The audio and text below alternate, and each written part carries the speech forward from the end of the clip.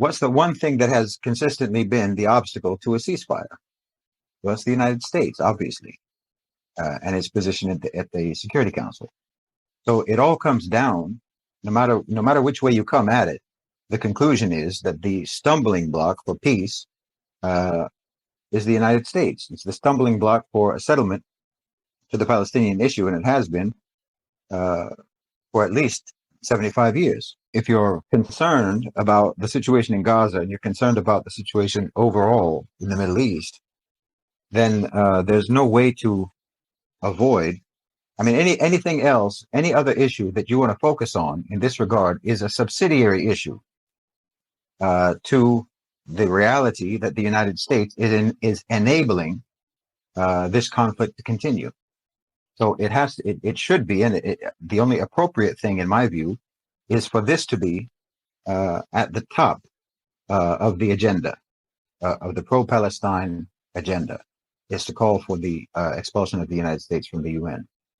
So the first phase of that is going to have to be on the grassroots level, and we need to see this call being made at every pro-Palestine rally that takes place anywhere in the world. This is the obvious first thing that has to be established, in my opinion.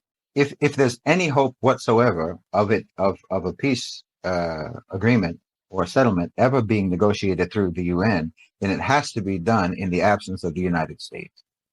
There's not another way to do it. Otherwise, the United Nations itself has to be completely removed from the scenario with regards to the peace process in Gaza and the peace process in Palestine, which I think is the direction that BRICS is moving anyway, to basically set up a parallel structure of countries in the global south that can operate free from the very controlled system of the United Nations, the US controlled system of the United Nations. So in other words, if you want the United Nations to have any relevance and to in any way whatsoever represent the people of the world, then the only way for that to happen is for the United States to not be there. This is part of this has to do with trying to coordinate with existing agendas within different power structures and power players. And as you mentioned, China has put forward the idea of an international peace conference, and that has been endorsed. The idea has been endorsed by Saudi Arabia. It was endorsed by Russia, I believe. And we can assume that this is a overall BRICS project, and the way that they would like for this to move. By advocating for the removal of the United States from the UN, we are essentially, in an indirect way, throwing our support behind the idea of an international peace conference, which I think is ultimately what will happen. But it's just a way of supporting removing the peace process from the hands of the United States. It's also the necessary tone and the necessary posture to take, particularly at this time when they are literally preventing a genocide from being halted. The global feeling is one of hostility towards the position that the United States has taken at the UN, and it should be punished for that. And the desire for the punishment should be expressed. Whether or not that results in any punishment for the United States or not, that's a different issue.